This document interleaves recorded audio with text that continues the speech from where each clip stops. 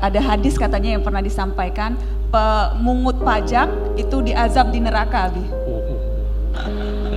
Saya takut sebaliknya, yang tidak bayar pajak bisa-bisa terancam neraka.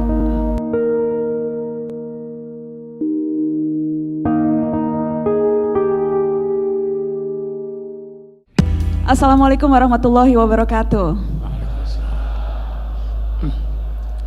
Alhamdulillahirrabbilalamin, senang sekali Syihab bisa kembali hadir di Narasi TV, dan kali ini spesial karena saya dan Abi Quraish Syihab berada di tengah-tengah pegawai dan keluarga besar Kementerian Keuangan di Masjid Al-Amin, Kompleks Kementerian Keuangan. Assalamualaikum Abi. Waalaikumsalam warahmatullahi. Assalamualaikum teman-teman, selamat siang. Terima kasih banyak sudah meringankan langkah, meluangkan waktu untuk kita bersilaturahmi bersama hari ini. Abiku, karena ini di Kementerian Keuangan, jadi kita mencari topik yang sesuai dengan teman-teman. Kita mau bicara soal uang nih. Wah. Kita mau bicara soal uang, soal harta, soal bisnis, dan mari kita kaitkan itu dengan ibadah. Nana ingat ada bukunya Abi dan kita sempat bahas juga soal ini. Nah, mau kita mengulang sedikit soal itu. Berbisnis dengan Allah. Apa itu, Bi? Bagaimana kita bisa bisnis dengan Tuhan? Iya. Bismillahirrahmanirrahim. Itu filosof Ibnu Sina, Avicenna, berkata bahwa hubungan manusia dengan Tuhan itu ada 3 macam. Ada seperti hubungan ibu dengan anaknya, tidak mengharapkan sesuatu dari anaknya, uang, kedudukan, apapun tidak diharapkannya, karena hubungannya adalah hubungan cinta. Ada orang-orang seperti itu. Kalau kita sebut Rabi'ah al-Adawiyah, Tuhan, kalau saya mengharap sorgamu dengan beribadah, tidak usah beri saya sorga. Kalau saya takut dari nerakamu, maka masukkan saja aku ke neraka. Tapi aku cinta padamu, maka tambahlah cinta itu. Ini tingkat pertama, sulit ini. Itu sufi ya, Bi? Ya, itu orang-orang sufi. Nah, yang ketiga, sebelum yang kedua, yang paling rendah nih, berinteraksi dengan Tuhan karena takut, seperti halnya seorang yang bekerja, yang pekerjaannya baik kalau dilihat, tetapi jadi buruk kalau tidak dilihat. Ada pembantu membersihkan kalau dilihat oleh majikannya, tapi menyembunyikan kotoran kalau tidak dilihat. Kedua, pertengahan, berbisnis dengan Tuhan. Pebisnis selalu ingin untung. Ya. Ingin untung dengan modal kecil, untung besar. Bebisnis mencari apa yang disenangi oleh umum, baru dia menyajikannya. Begitu. Demikian juga berbisnis dengan Tuhan, mencari untung. Dalam hal ini pahala. Dalam hal ini pahala. Jangan heran kalau kita gunakan istilah berbisnis, karena Al-Quran menggunakannya. Hal adullukum ala tijaratin tunjikum min azabin alim. Maukah kamu saya tunjukkan perdagangan, perniagaan yang menyelamatkan kamu dari siksa yang pedih? Ayat lain, aqridullah qardan hasanan, beri kredit Tuhan. Bisnis. Di Al-Quran disebut berikan hutang. Qard itu terambil, kredit itu terambil dari kata qard. Konteksnya apa ketika di Al-Quran bilang beri hutang kepada Tuhan? Bantulah orang lain dengan memberinya pinjaman atau hadiah, itu berupa sesuatu yang kamu berikan pada Tuhan sebagai kredit, nanti dia balas dengan berlipat ganda. Ya kan? Banyak itu. Fastabshiru bi bai'ikumul ladzi. Bergembiralah dengan perniagaan, pembelian, penjualan yang kamu lakukan dengan Tuhan. Itu berbisnis. Nah, bagaimana berbisnis ini? Cari yang mudah, untungnya banyak. Apa itu? Akhlak yang baik. Mudah kan? Anda senyum pada orang, Anda berbaik-baik pada orang, mengucapkan kata-kata yang manis pada orang. Bahkan tanpa akhlak bisa jadi ibadah Anda tidak diterima. Seorang bertanya pada Nabi, itu si A bangun malam tahajud, salat bagus, tapi dia mengganggu tetangganya dengan ucapannya. Apa kata Nabi? Dia di neraka. Nah, itu kita mau berbisnis dengan Allah. Itu yang dinamakan oleh Ibnu Sina. Ini pertengahan. Saya kira itu ya kesimpulannya begitu. Pertengahan. Jadi kalau belum bisa mencapai yang paling atas, minimal kita berbisnis. Kita yang pertengahan deh kita perlu. Apalagi mudah Mudah sekali, ya kan? Ya. Oke. Konteksnya, tapi kalau kita bicara harta, bagaimana harta itu maknanya apa kalau kita bicara harta dalam Al-Quran? Iya, harta itu segala apa yang dapat dimanfaatkan selama tidak bertentangan dengan prinsip-prinsip ajaran agama. Boleh jadi sekarang apa yang dapat dimanfaatkan itu sudah lebih banyak dari dulu. Sesuatu yang bisa dimanfaatkan itu harta. Benda, rumah yang disewakan, itu semuanya adalah harta. Nah, harta menurut Al-Quran ada beberapa prinsipnya. Yang pertama, harta bukan milik manusia tapi milik Tuhan. Anda hanya diberi wewenang untuk mengelolanya sampai sebelum datang tanda-tanda kematian pada Anda. Kalau sudah datang tanda-tanda kematian, hanya sepertiga yang boleh. Ini lainnya Allah atur untuk ahli waris. Itu Tuhan atur. Harta dititipkan pada Anda, tapi harta harus Anda jaga. Kalau ada hutang piutang, catat. Walau kecil, itu ayat yang terpanjang berbicara tentang kewajiban menulis hutang piutang. Harta adalah sumber kehidupan manusia. Satu negara yang saudara-saudara lebih tahu dari saya, anggaran belanja suatu negara, pendapatan negara itu bisa menjadi faktor yang meningkatkan kedudukannya. Kalau rendah bisa juga. Itu Al-Quran sudah katakan demikian. Jadi harta itu penting, karena itu harta dalam bahasa Al-Quran dinamai khair, sesuatu yang baik. Jadi kumpul harta, hanya dia tekankan, apa dia tekankan? Pegang di tangan atau pegang di hati. Kalau Anda pegang di hati, terus tidak mau Anda keluarkan. Tapi kalau Anda letakkan di hati, mudah Anda keluarkan. Itu Tapi kebalik, jadi kalau dipegang di tangan, orang akan susah untuk melepaskan. susah melepaskan. Kalau hartanya kita taruh di hati, hati itu dengan legowo kita keluarkan. Tapi harta itu baik.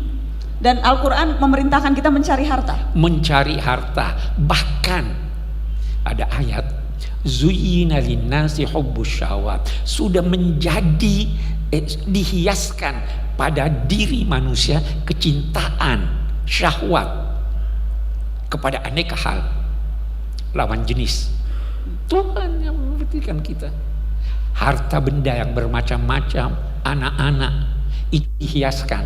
Kalau kita melakukannya, mengelolanya sesuai dengan tuntunan agama, itu Tuhan yang hiaskan. Kalau melanggar, itu setan yang menghiaskan. Kita perlu harta, kita perlu mencintai anak, kita perlu mencintai keindahan, segala macam itu, supaya kita dapat membangun peradaban. Tanpa harta kita tidak dapat membangun peradaban. Tanpa harta kita tidak dapat memperdalam ilmu. Sehingga Al-Quran, Allah memerintahkan, bahkan menghiaskan itu di dalam diri kita. Tapi diingatkannya, taruh di hati, jangan sampai tergoda. Karena kalau tergoda, harta itu menjadi dihiaskan oleh setan. Itu harta, itu uang. Bi, kalau dalam konteks mencari harta, bekerja dan beribadah, itu bagaimana menempatkannya? Ini juga banyak salah paham orang ini. Saya ingin dulu bertanya, apa itu ibadah? Banyak orang menduga ibadah itu salat, puasa, zakat, haji. Bukan itu saja yang dinamai ibadah. Dalam istilah Al-Quran, ibadah itu amal soleh. Amal itu apa? Kerja. Amal itu penggunaan daya. Kalau Anda menggunakan daya Anda beramal. Tetapi yang dituntut amal soleh. Soleh itu apa? Yang bermanfaat. Maka setiap penggunaan daya yang bermanfaat itu ibadah. Daya itu apa? Daya itu ada daya fikir, ada daya kalbu, ada daya fisik, ada daya hidup. Anda berpikir ibadah atau tidak? Selama pikiran itu soleh, ibadah. Bercinta, ibadah atau tidak? Ibadah. Ibadah. Ibadah Nabi bilang tadi. Ya, selama soleh. Ya kan? Semangat sesuai dengan tuntunan agama, ibadah atau tidak?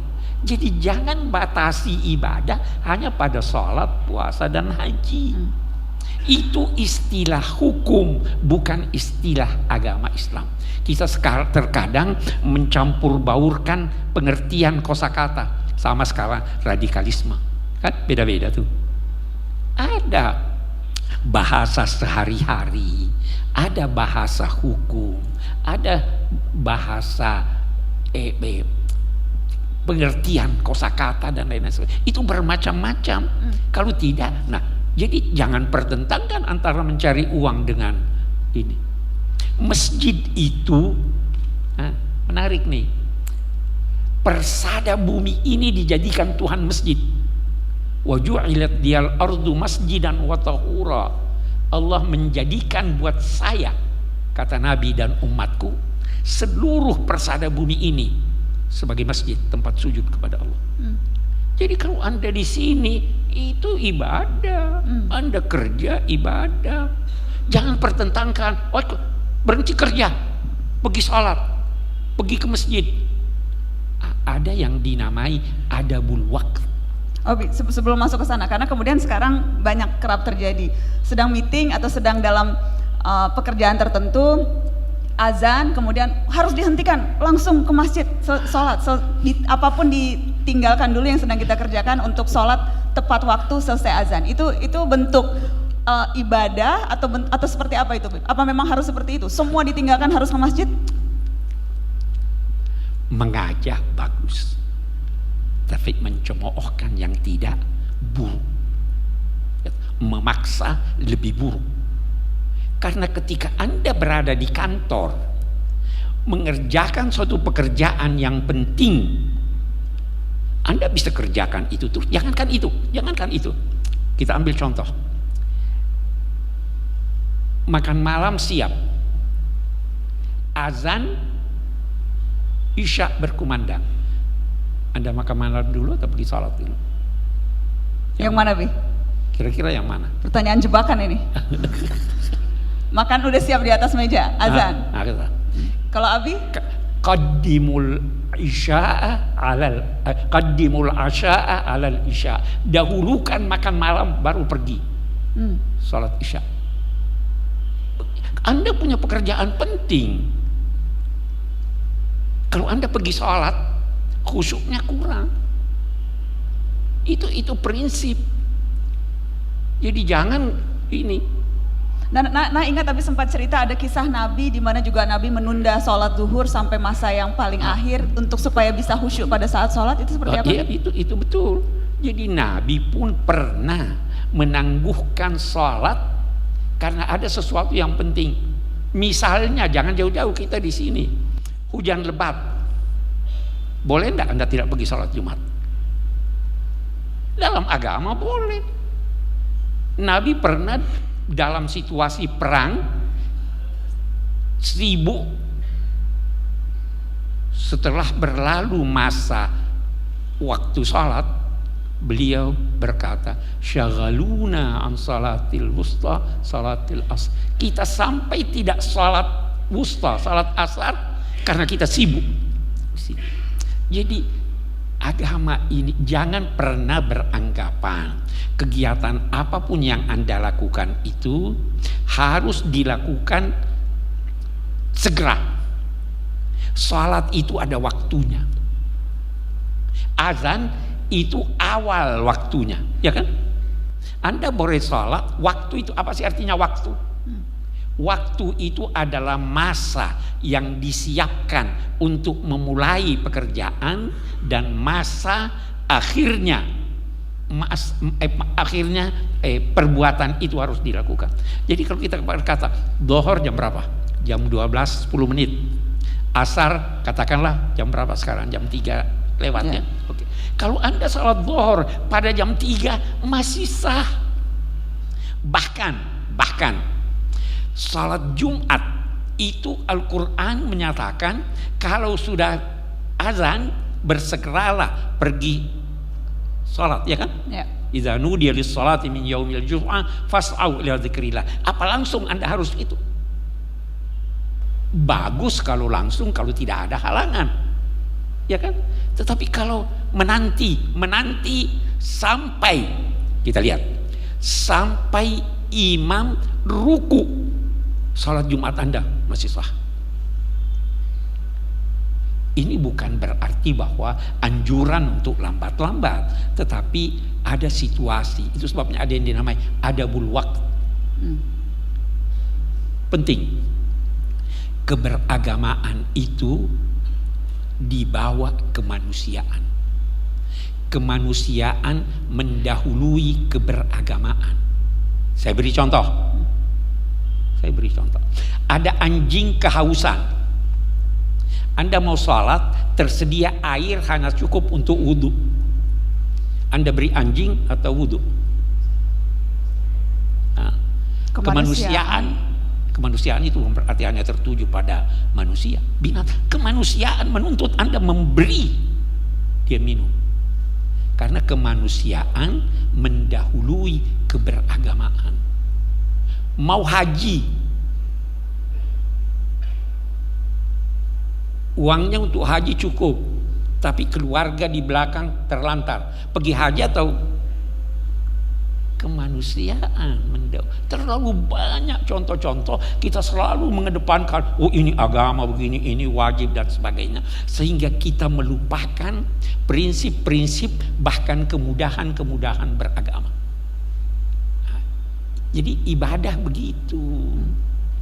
Ibadah itu kunci. Dia tujuan perantara. Tujuan akhirnya ada. Apa tujuan akhirnya? Mendapat ridha Allah.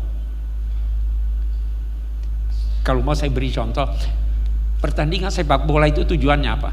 Menang, Bi. Ya, Anda bisa berkata begitu, itu tujuan akhirnya. Tapi ada yang berkata tujuannya menggolkan.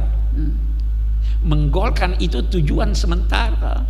Tapi tujuan akhirnya menang. Tujuan hidup Anda apa? Beribadah?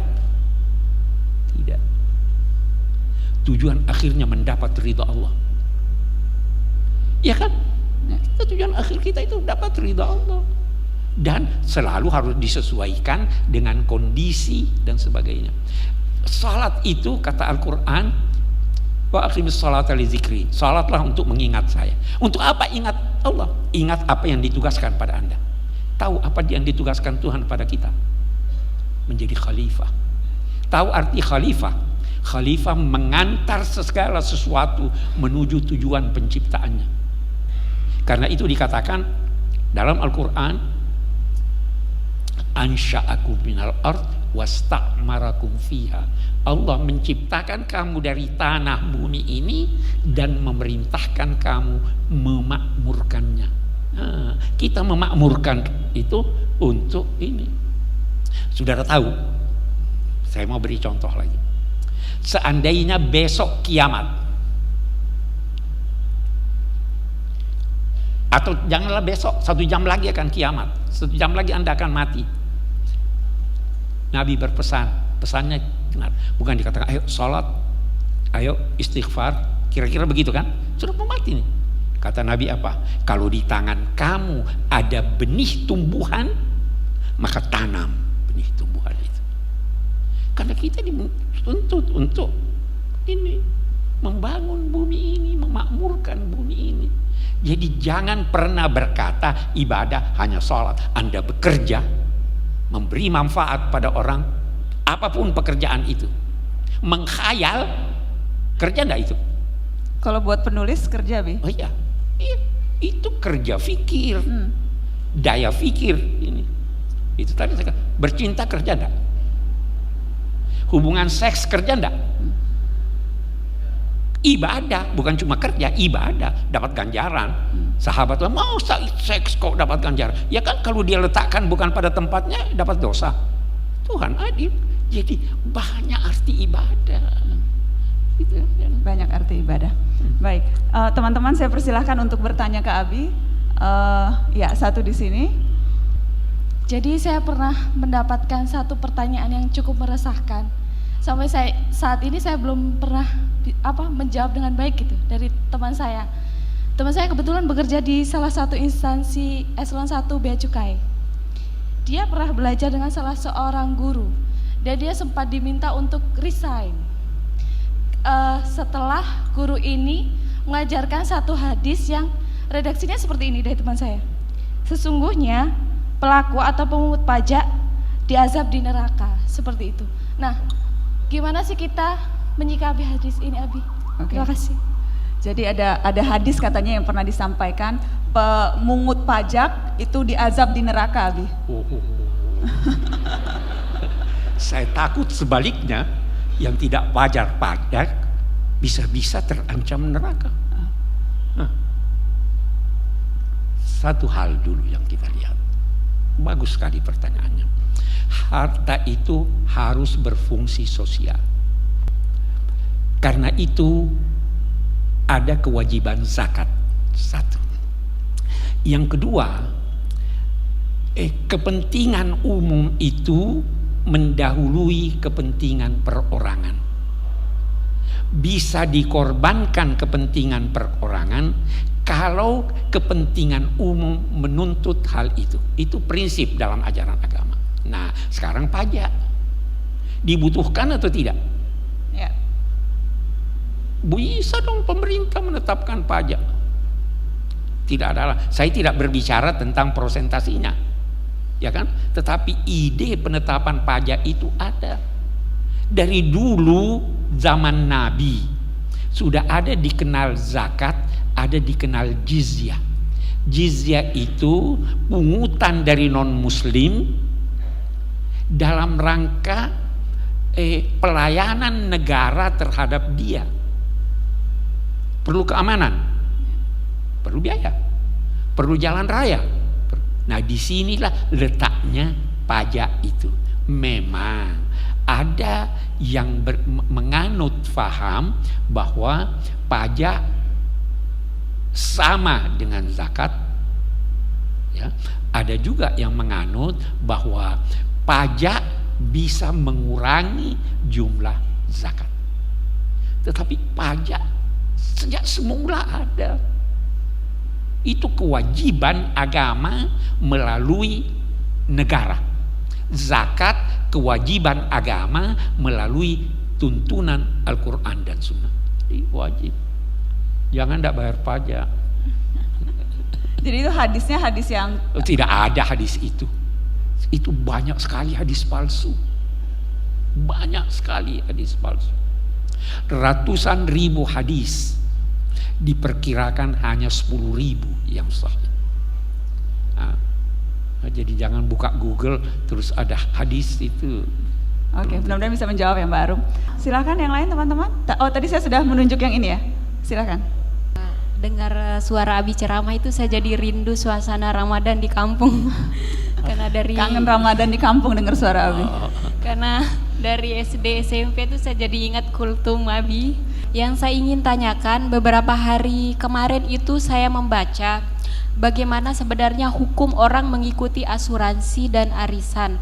Nah, waktu kemarin itu saya baca itu hukumnya haram, dan itu yang saya ingin tanyakan kepada Abi bagaimana. Terima kasih. Asuransi dan arisan. Arisan, ya. Oke. Hukum untuk ikut asuransi, Bi? Kita lihat asuransinya. Sesuai dengan asuransi dalam Islam dibolehkan atas dasar saling mendukung. Kita kumpul, saya sumbang sekian, terkumpul uangnya, siapa yang dapat bencana diambilkan dari uang ini, boleh, ya kan? Bukan lantas asuransi bayar sini, Anda tidak memerlukan, tidak ada kecelakaan, tidak ada ini, uangnya diambil oleh pengelolanya. Itu yang tidak disetujui oleh Islam. Jadi ada asuransi syariah, tidak merugikan, tapi dalam saat yang sama menguntungkan seseorang karena ada partisipasi dan kerjasama antara itu. Bisa. Arisan juga begitu, Bi? Arisan lebih-lebih lagi. Arisan kan hanya kumpul duit, bergiliran dapat. Arisan yang tidak boleh itu kalau disertai dengan gosip. Nah, Ya. gitu ya sis. Kalau arisannya nggak gosipan sih nggak apa-apa sis. Oke, silakan teman-teman. Silakan Bapak yang abu-abu dari tadi sudah mengangkat tangan. Di pertanyaan kami ini masih mendasar di masyarakat bahwa kita semua punya nih rekening bank, semua gaji di bank, kemudian punya tabungan. Yang masih kontroversi di tengah-tengah masyarakat adalah beda pendapat para ulama bunga bank. Tolong pada kesempatan hari ini hukumnya apa sih bunga bank itu, karena masih beda pendapat.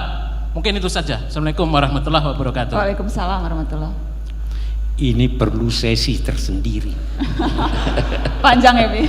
Panjang. Tapi begini, saya ingin berkata begini. Ulama beda pendapat menyangkut bunga bank.